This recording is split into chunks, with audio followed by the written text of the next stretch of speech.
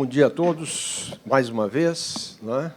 Estava dizendo aí no corredor que foi só mencionar o nome do Freud, que o som aí já se bagunçou.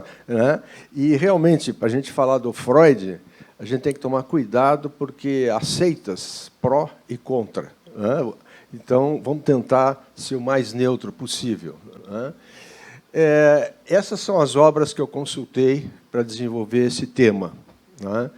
E aqui tem uma lista de autores que são amigos do Freud, alunos do Freud, e tem também autores que são detratores do Freud.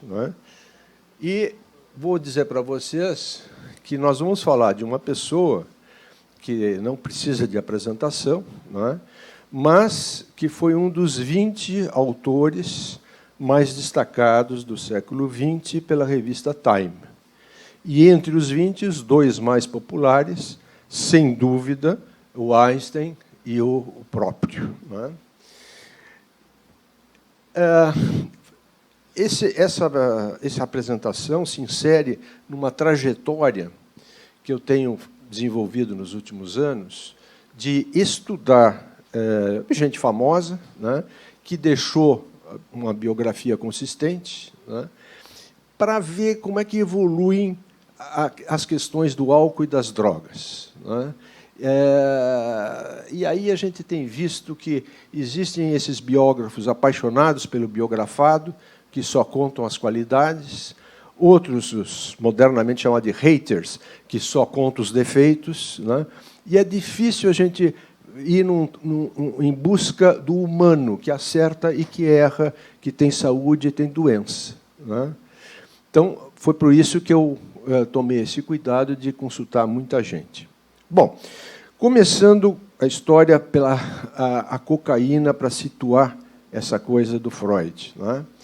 Cocaína, vocês sabem que existe consumo de cocaína relatado há 2.500 anos atrás, e há autores e antropólogos que dizem que, mesmo antes disso, já se usava a folha, mascar a folha de cocaína como um elemento que favorecia a resistência física, a bravura em batalhas, etc.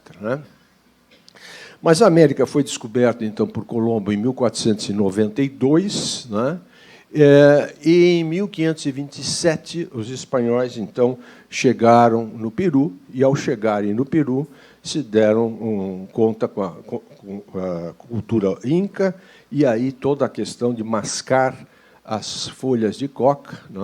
Eu não sei se algum dos colegas que esteve em Cusco foi convidado para tomar chá de coca para evitar cefaleia, evitar mal-estar das alturas, o mal de Montezuma. Em 1580, chegam na Europa as primeiras folhas de cocaína. Então, vocês vejam que realmente passou mais de 30, 40 anos, 50 anos, entre a descoberta da folha e a chegada da mesma na Europa. E aí o químico alemão, o Friedrich Gatteken, em 1855, conseguiu extrair o ingrediente ativo da folha da coca, que ele chamou de eritrociton. Mas quem isolou mesmo a cocaína foi o parente do Neumann, o quase parente, o Albert Neumann, que deu o nome, então, desse elemento ativo de cocaína.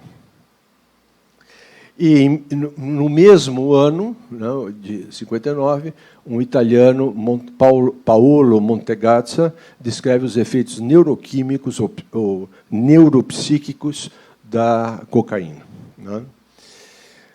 E, no ano seguinte, o Angelo Mariani desenvolve uma espécie de vinho com folhas de cocaína. E era interessante, o Van Tonique Mariani, que foi muito elogiado pelo Papa Leão XIII, acho, que, inclusive, deu uma medalha de ouro para o Ângelo. Foi primeiro propagandista de coca foi o Papa, né? E em 1862, né, a Merck passou a disponibilizar a cocaína como um remédio que talvez fosse útil para alguma coisa, né? E, em 1866, alguém, que eu já vou dizer quem foi e como, né, desenvolveu um refrigerante que tinha cocaína. E deu o nome a esse refrigerante de Coca-Cola, justamente porque tinha os dois elementos no refrigerante, né? Então, o vinho fortificado Mariani foi patenteado em 1860 pelo Mariani, e está aqui a propaganda, o Papa se prestando a promover um vinho, né? Leão XIII mesmo, isso. Considerou uma medalha de ouro para essa história. Então, era um produto fabricado, disponibilizado pela Merck, não é? Quer dizer, era uma coisa legal, tranquila, não é?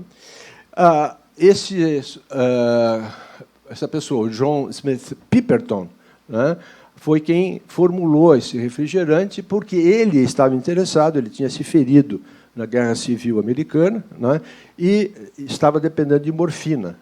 E a busca dele era por uma substância menos tóxica do que a morfina, e por isso ele estava próximo da cocaína, né? Na época, o extrato não era ilegal ou considerado droga. Em 1886, a bebida foi batizada com o nome de Coca-Cola, pois seus principais ingredientes, como eu já disse, cocaína e noz de coca. Cocaína teria sido retirada em 1903, alguns autores dizem 1905, né? 36 anos depois de sua invenção, época em que as autoridades de saúde começaram a questionar a segurança desse ingrediente. E, graças ao Google, né, eu consegui localizar a primeira propaganda da Coca-Cola, né? E vejam vocês que, na primeira propaganda, estava lá já a promoção com as folhas de coca, né? Bom, então, nesse contexto, uma droga lícita, possivelmente com algum efeito terapêutico, o Freud resolveu começar a testar essa droga, ele que era um neurologista, né? Como Freud, mais tarde, veio a dizer isso, né, não existe ninguém tão grande para quem seja uma desonra estar sujeito às leis que regem com igual rigor a atividade normal e a patológica, né? Eu, pisando em ovos, porque mexer com Freud nunca é uma tarefa fácil, né, me vali desse dito do Freud para investigar a vida dele, né? Então, vamos ver a linha do tempo do Freud com a coca, né? Em 1880, né, cocaína era testada no tratamento de morfinômanos e alcoolistas nos Estados Unidos. E, em 1884, no dia 30 de abril, Freud experimentou cocaína pela primeira vez.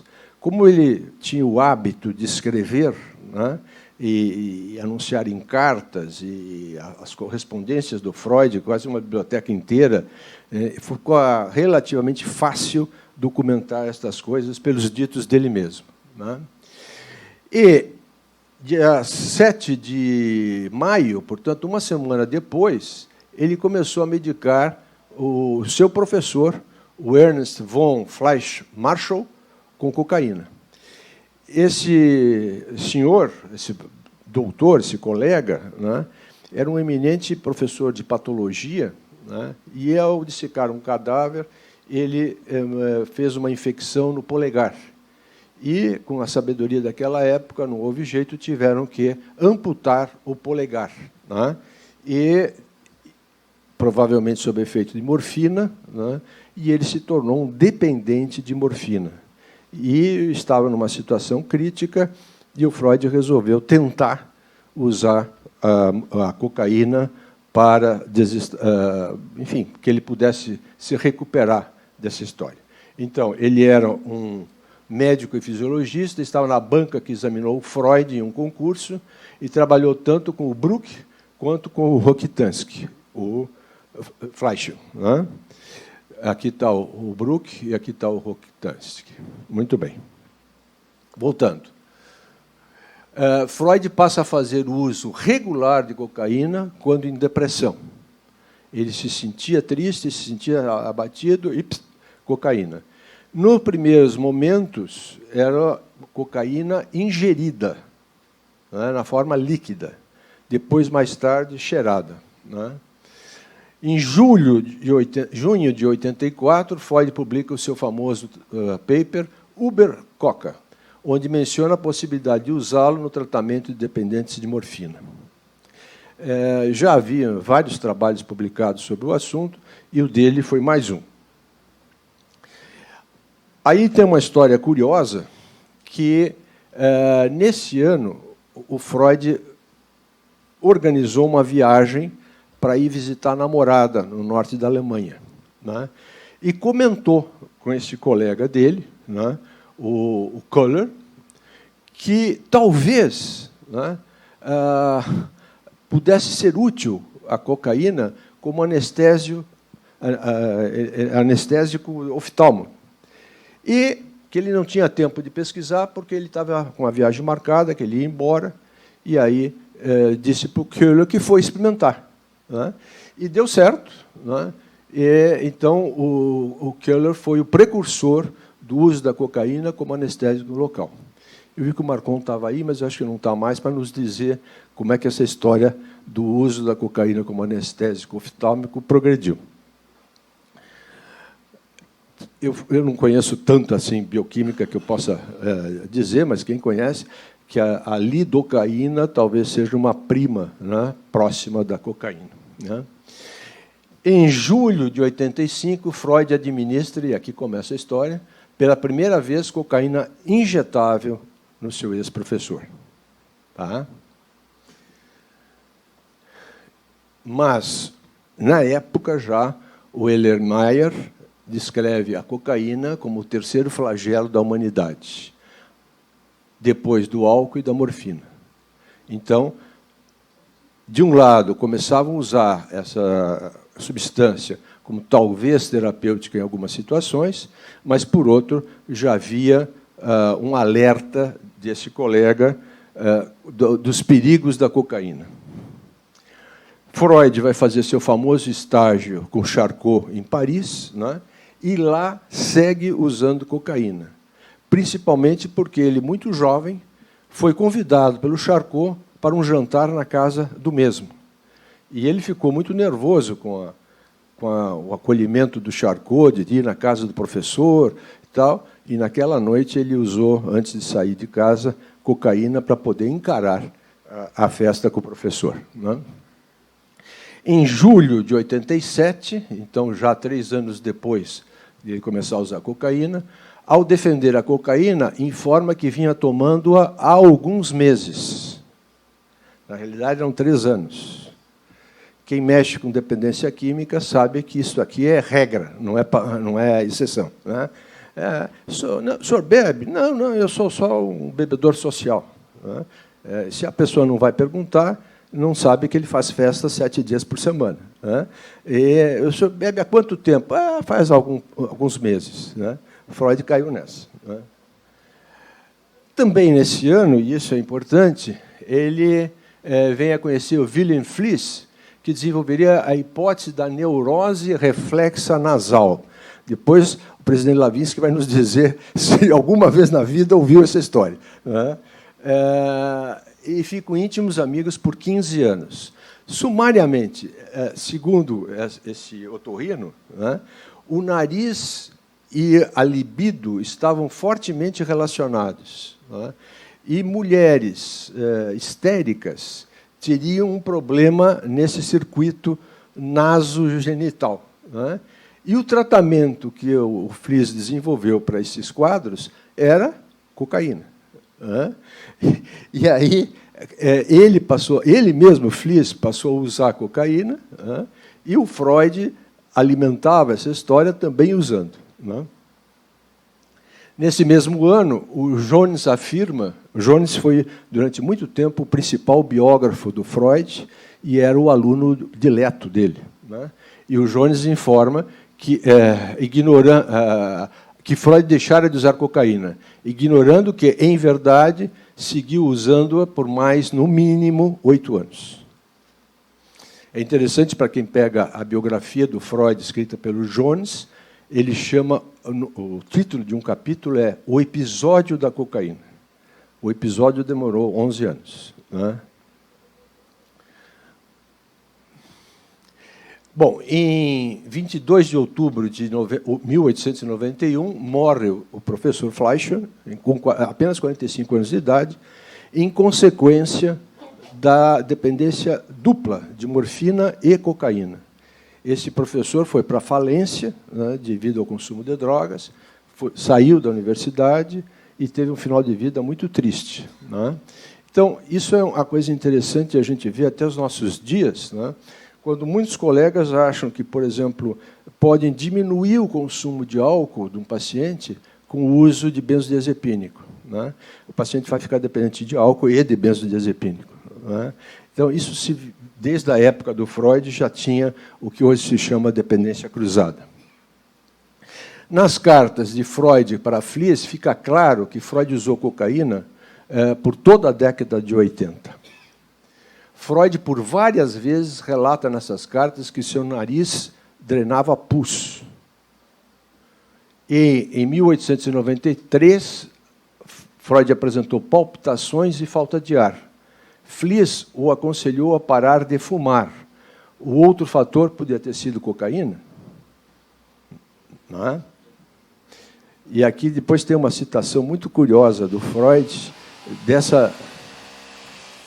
desse momento. Freud, nesse período de 11 anos, se submeteu a, no mínimo, 3 cauterizações nasais. E... Sim? Diga? Não. A carta de 25 de 95, 11 anos depois que ele começou a usar, a Fliess revela a cocainização da narina esquerda. Quer dizer, continuava usando cocaína 11 anos depois. Em julho desse mesmo ano, Freud teve o famoso sonho de Irma, segundo o autor, o primeiro da história completamente analisado, não é? Que era um sonho que envolvia o consumo de cocaína, porque o Fliess foi chamado para Viena e fez uma intervenção no nariz de uma moça, não é? E não sei com que frequência acontece isso, provavelmente nunca acontece, deixou a gás lá dentro. Não é? E a moça quase morreu. Então, e aí, já que ele estava em Viena, ele fez mais uma cauterização na narina do Freud, que diz o seguinte: não existem evidências que, depois desse sonho, né, Freud tinha seguido usando cocaína. Então, parece que aqui ele resolve pôr um ponto final nessa história da cocaína, e aí começa o período psicanalítico que o tornou famoso. Até aqui ele não era psicanalista. Então, apesar de Freud ter publicado 4 artigos sobre cocaína, um original e 3 revisões, nenhum deles consta das obras completas do Freud, que tem 28, 30, conforme a editora, volumes. Né? Quer dizer, parece que os que o sucederam não acharam conveniente a inclusão dos trabalhos de Coca. Né?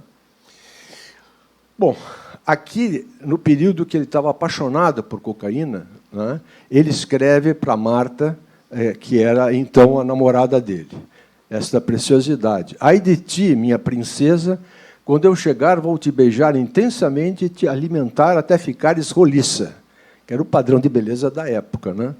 E se tiveres disposta, verás quem é o mais forte, uma mocinha gentil que não come o suficiente, ou um homem forte e selvagem com cocaína no corpo. Qualquer cocainômano hoje em dia diz a mesma coisa. Né? Em minha última depressão grave, voltei a ingerir coca e uma pequena dose me levou às alturas desse mundo maravilhoso. E enviou cocaína para Marta, no envelope. Né? Então, mesmo o Jones, que era o seu aluno dileto, descreve esse momento que, com isso, Freud teria se tornado um perigo para a saúde pública, porque incentivava todo mundo a usar cocaína. Quando o Fliess... Sim. A Marta era do norte da Alemanha. Não vou dizer que é a Hannover, porque eu não tenho certeza. Aqui é uma coisa muito interessante. Quando o Fliess o aconselhou a parar com os charutos, ele sai-se com essa: não vou acatar sua proibição dos charutos. E acrescentou: você realmente pensa que é uma dádiva viver muitos anos sofrendo a falta deles? Isso a gente ouve com frequência no jogo de prazer e dor, dependentes químicos referirem, mas prefiro viver menos, mais intensamente. E aí, uma menção àquela última visita do Fliess a Viena, que ele diz: no último dia de sua estada aqui, subitamente expeli diversas crostas da narina direita, a que não foi operada. Já no dia seguinte, apareceu o antigo pus espesso, em grandes coágulos, a princípio do lado direito e, pouco depois, também na narina esquerda. Desde então, o nariz voltou a ficar congestionado. Mas, nos últimos 3 dias, tive dor na região do coração, pulso atático e uma bela insuficiência. Diga, professor Lavinsky, presidente.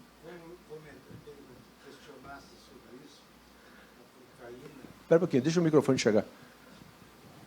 A cocaína atua na área de Kisselbach, que é a vasculatura do septo, e faz perfurações septais que formam granulomas e sangra, e gera crostras piosanguinolentas e, às vezes, volumosas.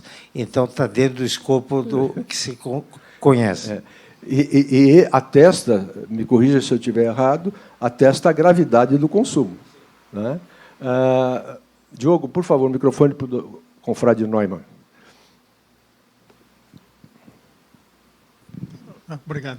Só aproveitando a interrupção, uma curiosidade: a cocaína que ele usava era da Merck. Era da Merck. E ele era um pé rapado, que algumas vezes, antes do Fleischer empobrecer, o Fleischer emprestava dinheiro para o Freud comprar da Merck, que era uma substância cara. Vamos em frente. Freud, então, concluindo, usou cocaína por pelo menos 11 anos. Durante esse período, submeteu-se a, no mínimo, 3 cauterizações nasais. Segundo a maioria dos autores consultados, o sonho de Irma demarca a parada de consumo da cocaína por Freud. Apenas um gênio consegue se livrar de uma dependência tão grave apenas com insight. Observando essa história, eu vi que nesses quase 50 anos de prática com dependência química, eu nunca tive o prazer de tratar um gênio desses, porque dá trabalho você tirar um cocainômano com 11 anos de consumo dessa situação. Bom, e ele morreu fumando de 15 a 20 charutos por dia, e tem a citação aí já mostrada. Bom, até hoje, dependentes de opiáceos são tratados com outra droga, mas não a cocaína, e sim a metadona.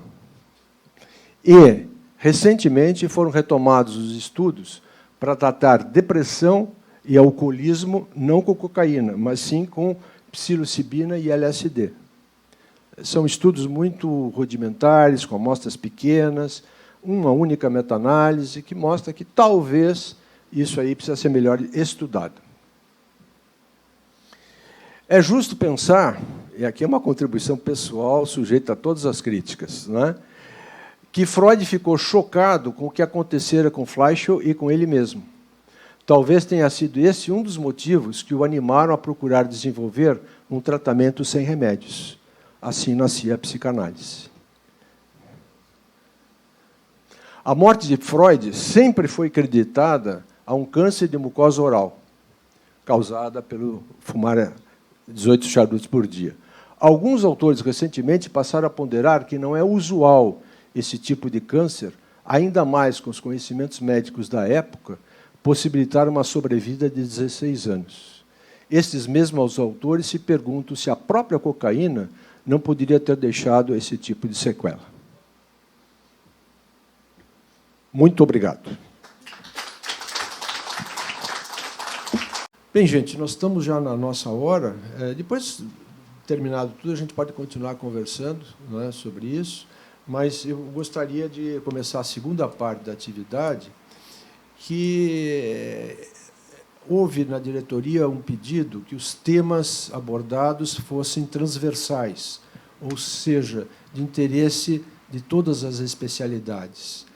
E aconteceu uma coisa que eu acho frequente em todas as especialidades, que é o manejo do paciente que não adere à orientação, à prescrição, que recai, que não recai.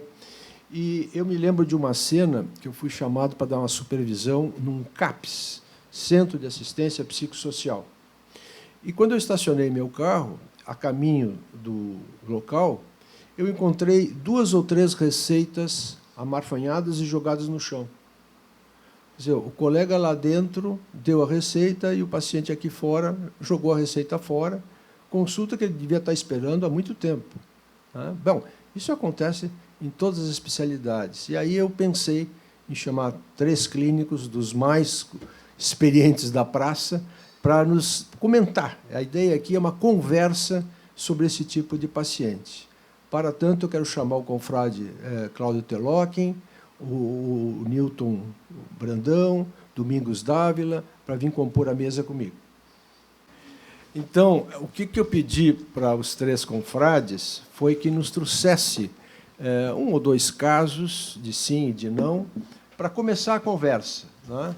Mas a ideia do talk show é que realmente seja uma conversa entre nós sobre essa coisa que é inerente à prática médica, que é o paciente que não nos ouve, né? Então, o Cláudio vai começar, pedir para nenhum dos 3 trazer PowerPoint, nada, porque é uma conversa. Tá? Cláudio, com a palavra.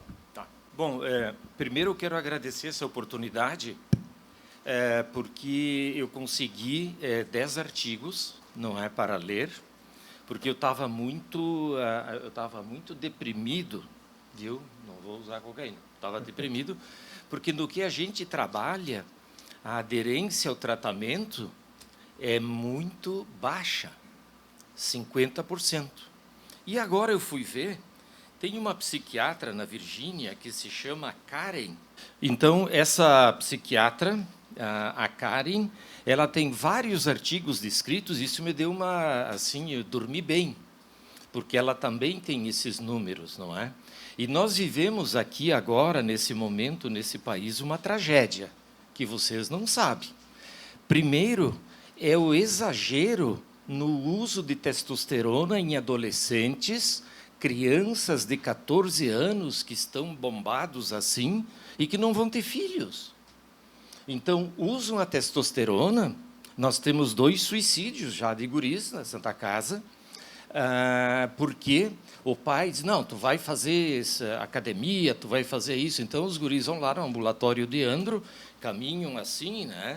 Tal, com as pernas grossas e tal, e eles estão com os testículos pequenos e não têm ereção. E para tirar, para curar esses indivíduos, a gente tem que tratar. E tratar como? Eles não largam isso, eles estão em academias. Olha só, eu tive numa academia, por isso, para a gente fazer um trabalho, até pela CAPES, e eu fui numa academia perto da Voluntários, botei um boné, um óculos, falei, vocês atendem velho aí? Sim, tal. Digo, olha, eu estou mal aqui. Eu tenho remédio para isso. Daí me deu uma ampola, paguei 200 pila, e ele queria já fazer. Digo, não, isso aí eu tenho medo de agulha, vou pedir. Ele, não, eu faço. Era testosterona para animais de competição. Daí, os alunos foram nas academias mais sofisticadas, né? Perguntar coisas se vendiam e tal. Então, tem gente vendendo testosterona sem prescrição, tem dentista vendendo, tem um colega nosso, que não é médica, amigo, que vende em Novo Hamburgo, e eles têm a testosterona e eles vendem para a gurizada que quer. O pai dá dinheiro. Então, eles vêm ao consultório, ou no consultório, ou na Andro, da Santa Casa, testículo pequeno, e já começam a ficar tristonhos, e nós temos, de janeiro para cá, a família informou, 2 suicídios. Então, a mãe diz, não, é porque não crescia o braço dele, não crescia aqui, e os outros eram assim e tal. Então, e nós queremos tratar essas pessoas e explicar as coisas. Então, o que eu fiz? Eu fiz uns artigos bem curtinhos, traduzi, e isso já faz uns 2, 3 anos, então, que eles não voltam mais, ou não tem vaga no SUS para voltar, para eles lerem em casa isso. Então, é claro que o professor aqui, que entende disso, vai falar sobre atitudes de relacionamento bom com o paciente e tal, fazer um videozinho, mas eles saem dali e esquecem. Então, parar com essas drogas, testosterona, a professora aí é endócrino, sabe disso, é uma praga, não é? E eles estão, a saúde desses... Vocês viram em qualquer estatística aí que a fertilidade masculina está num ângulo assim, ó, tá em todo mundo. Cláudio, e como é que tu maneja essa situação Bom, com o teu paciente na frente? O paciente está ali, se ele é adolescente, normalmente vem a mãe, o pai nunca vem, não é? A gente diz numa sala separada, olha, o teu filhinho não pode usar isso, mas ele precisa, porque ele tem um colega que é mais alto com ele, ameaça ele, e o braço dele, tu não viu? Ele já mediu o braço, medi a perna e tal, mas a senhora sabe que vai acontecer isso e isso. Daí eu dou uma folha onde está escrito isso, não é? Daí a gente diz, tu tem que voltar daqui 3 meses. Ele volta daqui 1 ano e meio, não é? Então, essa população que está comprando testosterona nos arredores, não é? E outra população que a gente atende é durante a Expo Inter. Então, as pessoas que moram assim lá em Uruguaiana, lá longe, Jaguarão, eles vêm para ver os animais e daí já vêm dar uma consultada, né? Assim, olha, doutor, tenho 32 anos, sou casado e o troço não funciona mais. Digo, mas tu paraste com aquele negócio? Não, aquilo me dá vontade de levantar de manhã e tal, né?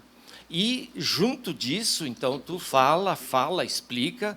Quando é no consultório, então, eles voltam seguido, mas, quando são casados, vem a esposa junto, e a esposa começa, eu te disse, o animal, está aí, ó, que não era para usar, isso é para gado. Eles usam essas drogas também de animais. Sim. E isso, pessoas que são formadas em direito e tal. Quer dizer, não depende do nível cognitivo. Não, cognitivo. Deixa eu animar a conversa aqui. Domingos, Sim. Conta um pouco a tua história. Como é que você maneja essa... Bom, Sérgio, muito obrigado, primeiro, por ter lembrado de mim. Não é? Que, nesse momento, eu até já não pratico mais clínica. Eu apenas me divirto com a medicina, sendo professor ainda. Mas eu vou lhe enviar algum paciente desses. Tá bem. Bom, eu queria te dizer o seguinte, eu quero contar 2 histórias que são, para mim, extremamente interessantes. Uma é de um paciente meu já falecido, não é? Que morava em Santiago do Boqueirão e era muito amigo do pai do Dr. Figueiredo Pinto. E ele tinha um amigo que ele me contava que era extremamente interessante. Ele sistematicamente ia à consulta médica, mensalmente, ou a cada 2 meses, ia ao médico, queixava-se, não é? O médico prescrevia o medicamento, ele ia à farmácia, comprava a medicação, chegava em casa, ele abria todos os vidrinhos do medicamento e colocava no vaso sanitário e dava descarga, não é? E continuava vivendo. E o meu paciente perguntava para ele, mas por que tu fazes isso? Ele disse, bom, eu vou ao médico porque o médico precisa viver, ele precisa ter pacientes, né, para consultar com ele. Eu compro a medicação primeiro porque ele me deu a medicação e o farmacêutico também tem que viver. E eu ponho o medicamento fora, finalmente, porque eu preciso sobreviver. Então, mostra, assim, um pensamento que é estranho, mas não deixa de ter alguma lógica, não é? E o outro episódio que eu queria contar, e eu acho que é um exemplo do que acontece na minha especialidade. Eu acho que a minha especialidade é muito propícia a não ter adesão, a ter uma adesão reduzida às nossas orientações. Não é? Nós trabalhamos com pacientes em hemodiálise crônica, em que há uma série de recomendações, restrições, não é? Atitudes que o paciente tem que adotar. A grande maioria dos nossos pacientes não segue as nossas orientações, e nós sabemos disso. O paciente transplantado, por outro lado, também é um indivíduo que vai passar, a partir do momento de receber o enxerto, ele tem que tomar uma série de drogas para o resto da vida. E nós temos dois problemas aqui. Um deles é com o indivíduo jovem, especialmente a moça, não é, que começa a usar corticoide e a imagem corporal dela é modificada. Este paciente tem um índice altíssimo de não adesão. Eles param de tomar a medicação porque eles se percebem, não é, com uma imagem corporal alterada. E o mais extraordinário caso que nós temos é de um colega nosso. Ele era um ecografista em Pelotas, terra da nossa colega. Nossa terra, não é? E este indivíduo foi transplantado, o enxerto funcionou maravilhosamente bem, ele passou a ser acompanhado por nós em ambulatório, e, subitamente, 5 anos depois do transplante, ele aparece urêmico. Ele estava, de novo, com insuficiência renal terminal. E aí nós perguntamos, fulano, o que aconteceu? Ele diz, eu achei que este rim era meu e parei de tomar a medicação. Então, vejam que fato extraordinário, não é? Um indivíduo educado, médico, e que teve esta percepção, que após 5 anos do transplante, aquele enxerto, aquele halo-enxerto que ele recebeu, tinha se adaptado ao corpo dele e ele não precisava mais fazer a medicação. Rejeitou o rim, não teve solução. Então, são duas experiências. A tua pergunta, finalmente, resposta. O que fazer com estes pacientes? Essa é a pergunta. Essa é a pergunta, e a resposta que eu te dou é não sei. Além de conversar com o paciente, tentar mostrar a ele risco, benefício, né, de não tratar e tratar, de usar medicação e não usar medicação, não há muito que a gente possa fazer. Não é? A gente pode discutir com o paciente. Na minha especialidade, nós dosamos todas essas drogas que o paciente está usando.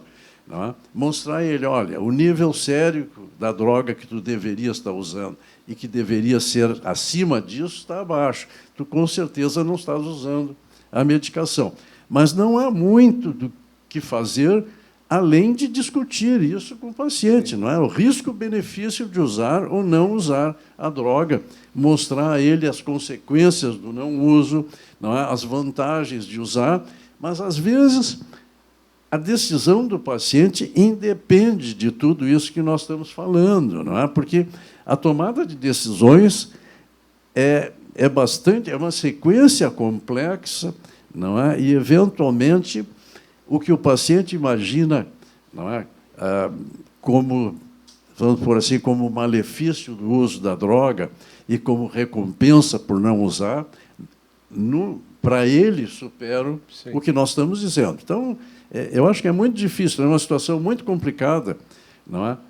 Tratar o paciente que não adere às nossas recomendações, especialmente doentes crônicos, que são, não é, são obviamente, os pacientes complicados que nós temos. Não é? Brandão, você também acha isso? Sem dúvida. Eu posso, 2, 3 casos, posso citar da experiência, mas eu queria trazer um pouquinho, se me permitir, Sérgio. Esse é um problema muito recorrente na sua especialidade, e nós temos aqui um grande expert em tratamento. Por isso que eu pus essa principalmente mesa. O paciente alcoólatra, o paciente fumante, o paciente adicto a drogas Esse é um problema do dia a dia. Eu queria trazer um pouquinho para a clínica. Aí, assim, se você for lá no JAMA, Rational Physical Examination, assim, o que a gente faz? Vamos falar um pouquinho do papel do médico, a influência do médico e não só do paciente. Desculpa, não estou falando. Empresta esse.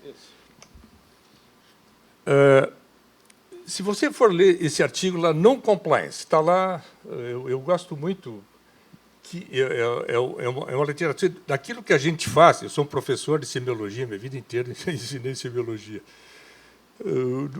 O que vale, o que tem comprovação daquilo que tu fazes.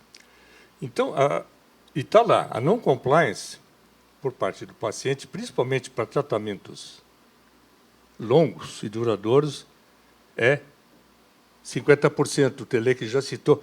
Quer dizer, nós temos que partir da realidade que metade dos pacientes que nós tratamos com doenças que exigem tratamento prolongado, seja de que nível for, e tem variabilidade, não seguirá exatamente as orientações médicas e má adesão do tratamento. E veja bem, assim, se nós pegarmos hipertensão, diabetes, se nós pegarmos obesidade, insuficiência cardíaca, são pacientes que requerem tratamentos longos e continuados. Então, a polimedicação, lá no nosso o ambulatório lá da Santa Casa, ambulatório do SUS, lá, clínica médica, a média de medicamentos que um paciente tem na receita lá, número, é 8 a 9. E claro que alguns desses medicamentos são tomados 2 ou 3 vezes por dia, veja o caso da hipertensão. Então, a polimedicação, certamente você terá má adesão. Quando é um tratamento curto, eu vou tratar uma broncopneumonia, vou tratar uma infecção urinária, a adesão é maior. Agora, mesmo, eu não sei se alguém teve que tomar antibiótico aqui de 6 em 6 horas por 10 dias. Lá pelo 8º, 10º dia, alguma dose você esquece, ou você não toma. Então, esse é a primeira coisa, que é uma questão recorrente. O tratamento da hipertensão, por exemplo, a efetividade do tratamento de hipertensão arterial, que é uma situação muito comum, que requer no mínimo de 2 a 3 medicamentos, só é eficaz se o paciente tiver uma adesão de maior que 80%. Isso está provado. É claro que a má adesão, a recusa em seguir, piora o prognóstico da doença. Mas, se me permitir, Sérgio, pelo lado do médico, eu vou cair um pouquinho na nossa responsabilidade. Eu pego o meu aluno, ensino semiologia no 2º ano da faculdade, e os recebo depois como no internato, como doutorando, junto com os residentes no dia a dia da clínica.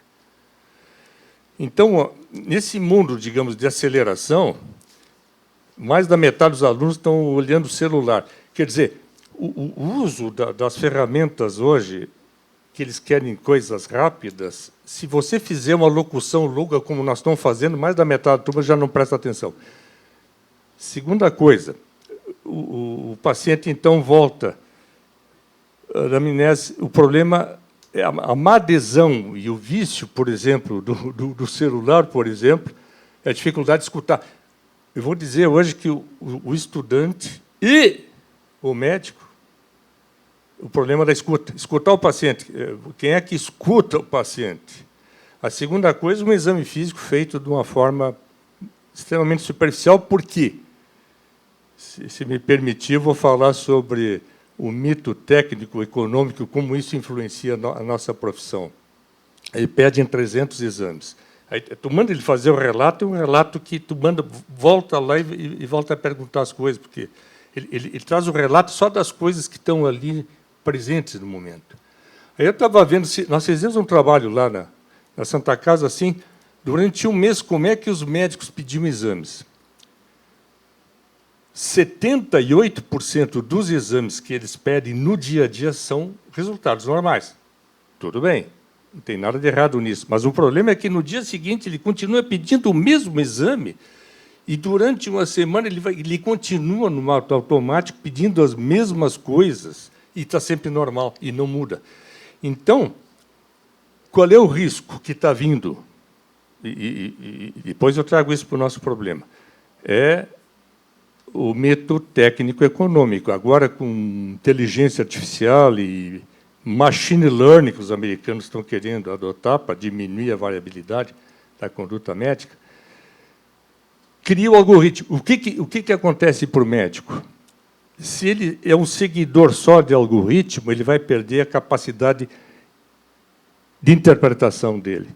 E vai ser o desastre da carreira dele. Vai ser o desastre da carreira médica ele seguir o algoritmo e perder a capacidade crítica de avaliar que 2 pacientes com a mesma doença não são iguais. Não são iguais. Então, quero dizer, o primeiro problema é o médico. A superespecialização, que no 4º ano o aluno já quer ser especialista, é a perda da visão sistêmica do paciente. Então, se não olhar o paciente na sua integralidade, você vai errar. Você vai errar e você vai orientar mal esse paciente. Se você perguntar assim para metade dos pacientes após uma consulta médica, quando o médico fala com a linguagem médica, se eles entenderam, mais da metade eles não entendem a linguagem médica. O médico faz um... E o paciente hospitalizado, pior, ele vai ali dizer o que está acontecendo e fala na linguagem médica. Eles não entendem. A metade que você diz, eles não entendem. Então, eles não vão seguir. Esta é a questão. A ideia aqui é bater um papo, porque a ideia não é a gente ficar lamentando a existência do paciente. O paciente é assim. A ideia é o que fazer com pacientes.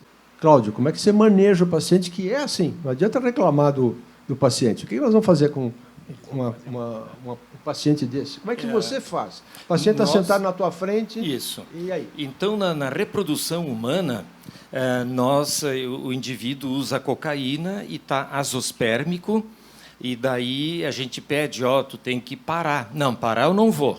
Eu sou advogado e tal, eu tenho que trabalhar, se eu não puxar um baseado de manhã não consigo trabalhar, e de meio-dia eu dou uma cheirada ou injeto no escroto. Quem injeta mais no escroto são os anestesistas, né, para não vai aparecer no braço e tal. Então, o cara vai ali no banheiro, pega o fentanilo, dilui a cocaína e injeta no escroto, que o escroto é bom para isso, né? É fácil, não dói e absorve bem. E ele diz para nós, olha, tia, eu sou um cara cuidadoso, eu só injeto no escroto, pô, tu é meu colega, tá? E aqui a literatura diz que o indivíduo que está tratando HIV, que está tratando outras doenças crônicas e que usa cocaína, é o mais... a mortalidade e a morbidade são maiores, não é? E a outra desgraça que eu queria contar para vocês, com essa história, todo mundo sabe que a partir dos 50 anos tem que fazer um toque retal, fazer um PSA. E o sujeito vai lá, o lugar onde ele compra testosterona e faz. O que aconteceu há 3 semanas atrás? Veio um sujeito que tem uma... eu já tinha dito para ele, tu não usa remédio que não seja de médico. Ele disse, mas esse aqui é médico, só que é médico do coração. Fez a injeção de Nebido, e daí atrapalhou um pouco a micção e tal, e coisa, e veio a consulta.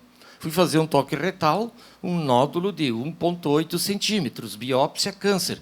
Então, o sujeito com câncer de próstata faz um Nebido, ou faz um atesto, o câncer vai lá para cima.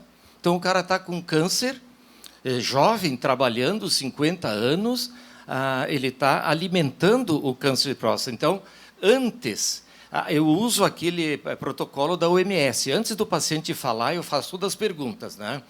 O senhor tinha, o cara com impotência, o senhor tinha relações sexuais com animais? Pô, doutor, para aí, a minha mulher está aqui e tal. O senhor teve sífilis, isso, aquilo? Não, pô, minha esposa está aqui. Depois, na sala, ele diz, não, eu só transava com porco, né? Mas isso aí, então... E eu acho que o Calilo acompanhou um caso que nós tivemos aí do interior de Lajeado, né? O cara tinha relações com suínos, não é? Chegou ali com 30 de pulso, chocado, e ele chamamos o professor da veterinária, mandamos um Uber lá, ele veio para saber que bactérias tem no ânus do porco, não é? Daí a gente teve que amputar o pênis. Ele ficou 2 meses ali, estava bem e tal, ele saiu da UTI, e depois ele tinha que voltar para a gente reconstruir com o abdômen, fazer um novo pênis. Daí a psiquiatria, que foi processada, né? Mas não vai acontecer nada, fica tranquilo. A psiquiatria deu tempo, disse assim, agora tu pode caminhar, tudo cicatrizado, saiu os pontos, tu podes passar o Natal na tua casa, tá? Que é no interior de Lajeado. Daí ele foi. O pai e a mãe foram na missa do galo, do gato, não sei, de noite, e ele ficou em casa, se enforcou. E daí um advogado que apareceu lá, se ofereceu, disse, vamos processar a psiquiatria. Né? E o casal veio lá, levou umas bolachas para nós, agradeceu, os 2 de preto e tal. Então o guri se enforcou num buçal de cavalo, assim, pessoal bem simples. Tá? Mas a gente procura instruir. Mas esses que estão usando cocaína e querem ter filhos, eles estão sofrendo assim. A esposa tem 38 anos. Não, porque tu vai fazer, porque eu quero ser mãe, porque aqui a doutora já falou que estou passando do tempo. Daí, essa é uma arma que nós temos. A nossa arma é a esposa. Tá. Domingos.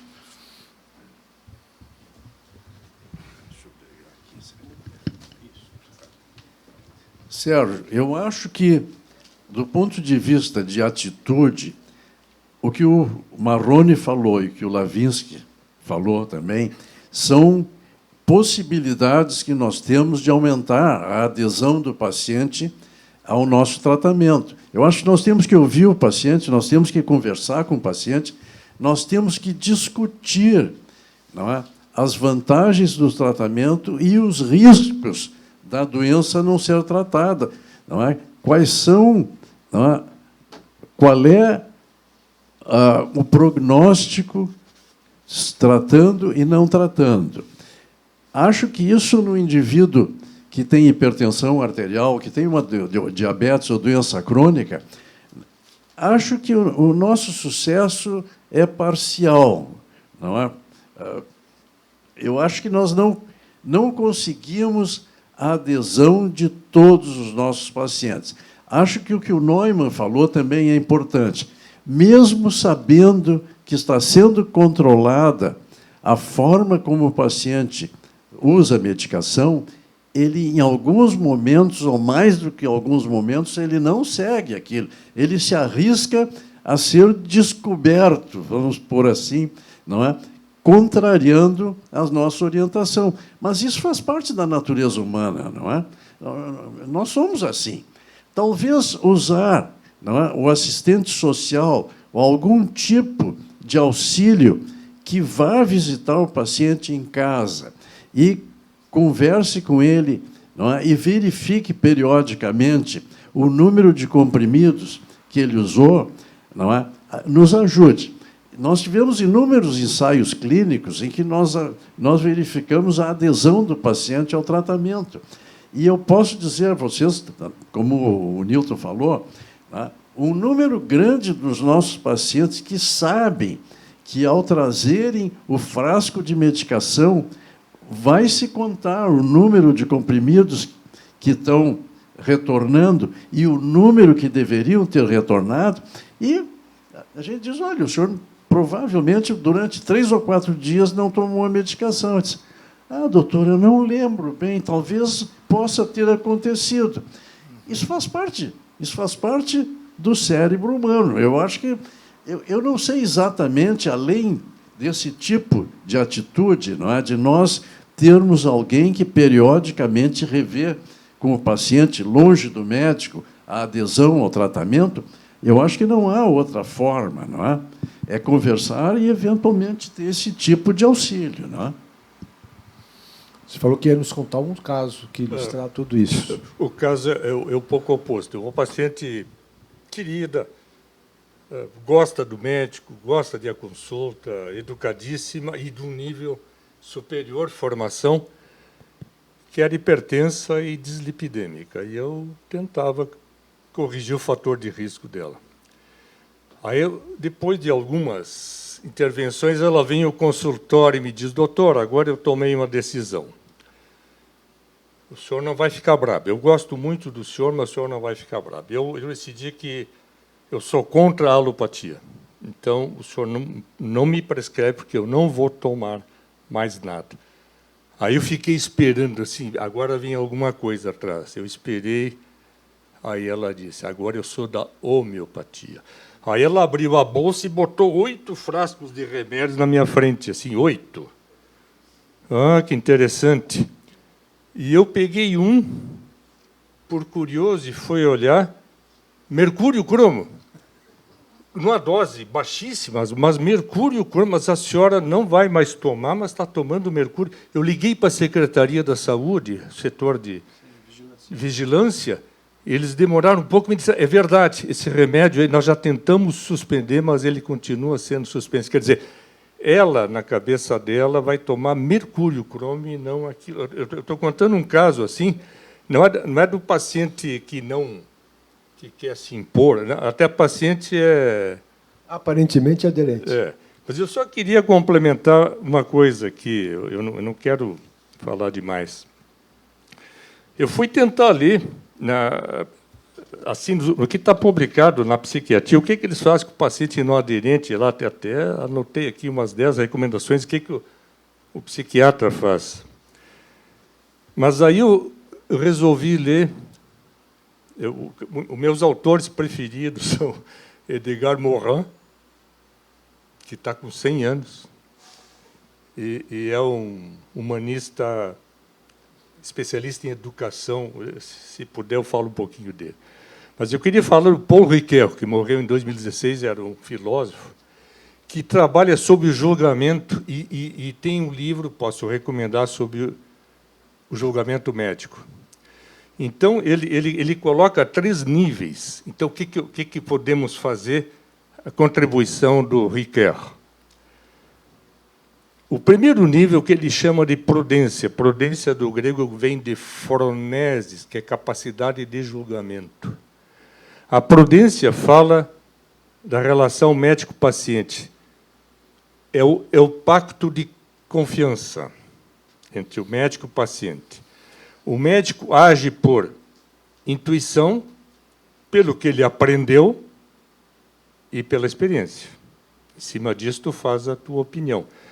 Agora, o ato médico, então, ele tem uma dissimetria, ou seja, o paciente que procura o médico,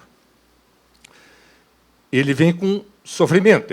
É a questão do sofrimento. Ele tem um sofrimento, ele tem uma dúvida, ele quer uma solução.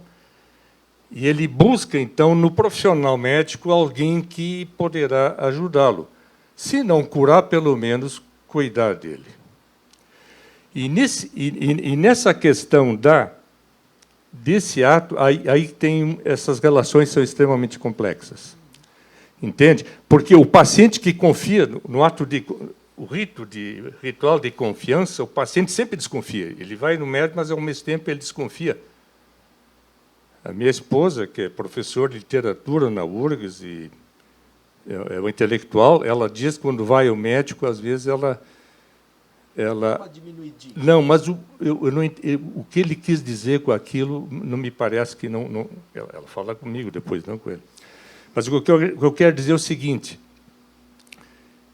nesse nível, o segundo eixo é o deontológico, é a regra da relação médico-paciente, como é que ela deve ser feita. E a questão deontológica, ela não responde a todas as questões que são complicadas. E o terceiro eixo é a bioética, que é a capacidade, então, de julgamento. Da relação, do pacto de confiança que tu estabelece, que alguém que te procura para ajudá-lo, tu tem que escutar e tu tem que te colocar no respeito à alteridade. Tá certo? Que muitas vezes o médico tem muito poder, ele é um sujeito que tem dificuldade, né? Respeitando as regras deontológicas, mas a tua capacidade de julgamento, entender por que deu, por que não deu, né? Só complementando, o Edgar Morin diz que a diversidade humana é o tesouro da humanidade. E a capacidade de ensinar é tu entender um pensamento antagônico ao teu. Entendeu? Eu vou devolver a palavra para a mesa, mas eu vou pedir vocês serem breves, que nós já passamos 5 minutos do tempo. Não, é só bem curtinho. Olha aqui, nós na reprodução humana, a gente pergunta, escuta, tu já parou com essa porcaria aí? Já, sou teu colega. Palavra de homem de bicho não come. Então passa na sala de exame. Digo, tá, dá uma urinadinha nesse vidro aqui. O que tu quer com isso? Médico, né? Digo, quero ver o pH. Ah, tá, então tá. Urina ali. Daí eu abri a portinha, peguei as fitas, né? Dizendo, não bota aí, vai gastar papel aí e tal. Isso aí custa 10 pila, tu vai pagar mesmo, né? E daí, cocaína. Eu digo, mas vem cá, e tu mente para tua mulher? Digo, então tu vai fazer um exame, fragmentação do DNA espermático. Ele fez 50% de fragmentação, que é porcaria, né? Não serve para nada. E os outros naquele ambiente. Então, ele pega aquilo, lê e diz assim, pô, fui no Google, mas que merda que é isso? Né? E digo, é merda mesmo. Então, tu quer ter filho mesmo? E a esposa ouvindo. Então, tu decide. Porque ele mente que parou com a cocaína e não para. Então, a fragmentação do DNA no ejaculado mostra que aquilo não vai dar problema. Vai ter aborto, né, Sérgio? Vai ter abortamento, vai ter malformações, etc. Vai pagar uma fortuna. Esse pessoal de fertilização ganha dinheiro. Nós é que não ganhamos, né? Domingos. Bom, Sérgio, eu acho que foi uma discussão muito agradável e acho que as nossas múltiplas experiências sugerem quão difícil é obter a adesão de um número significativo de pacientes. Mas eu acho que nós ainda temos que nos esforçar para obter isso. Eu lembro assim que todos nós já tivemos experiência, pelo menos, não é, de alguma doença aguda em que nós temos que tomar medicação várias vezes ao dia. Quem de nós consegue completar, digamos, 10 dias de uso de uma droga 4 vezes ao dia? Então, nós temos que pensar que a adesão do nosso paciente à medicação ou às medidas que nós estamos propondo a ele tem que ser factíveis, não é? Tem que permitir que a vida social, não é, e a vida familiar dele não seja perturbada por esta nova atitude que ele vai ter que tomar. Então, uma das coisas é que nós temos que escolher, para pacientes crônicos, o menor número de vezes e o menor número de medicamentos possível, não é? Que, pelo menos, controle aquela situação. E fazer com que o paciente entenda, não é, os riscos, benefícios da decisão que ele vai tomar, não é? Porque a decisão de usar ou não a medicação não é nossa, é do paciente, não é? Nós recomendamos uma atitude, mas a decisão final é dele, não é? E ele que vai avaliar o risco-benefício e decidir, não é? Então, acho que talvez essas sejam atitudes factíveis, não é? No paciente crônico, o menor número de medicamentos no menor número de vezes ao dia e que as atitudes, não é, sejam transcritas ao paciente de uma forma inteligível, não é? Obrigado. Brandão. Bem rápido, só com uma contribuição final aqui. A única coisa que não falamos que chama-se do negativismo.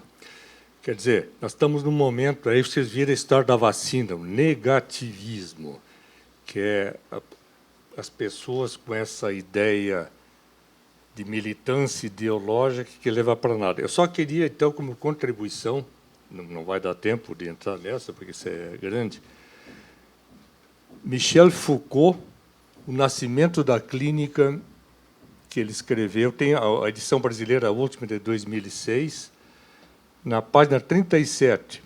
Olha o que ele já antecipou lá. A primeira tarefa do médico é, portanto, política. A luta contra a doença deve começar com uma guerra contra os maus governos. O homem só será total e definitivamente curado se for primariamente liberto.